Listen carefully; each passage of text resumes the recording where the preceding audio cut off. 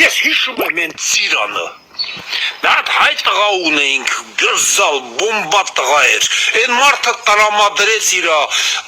տարածքները բանը, որ հայկական ծիրանը վաճառեն, այդ եզրասով բանով են հատ են շակալներ կային, այդ տողն են ինչ ձև բանարին, իչացրին, այդ ծաղրուցանակի ենթարկեցին այդ մարդու, ինչ համար, որտև հայերին օգնել էր։ Ստե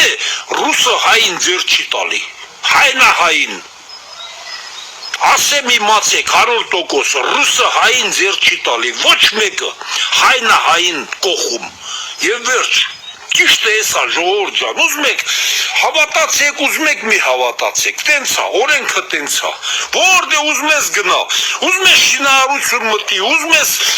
առևտրի ոլորտը, էմիտեղ հայնա հային կողում,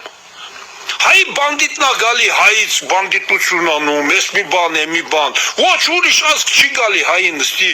կեֆին կպչում, տես բաներ գոյություն չունի, հիմա այդ նույն բանը հերիք է, Հայաստանը թողեք պետություն դառնա, պետություն, և վերջ, հայկական պետություն,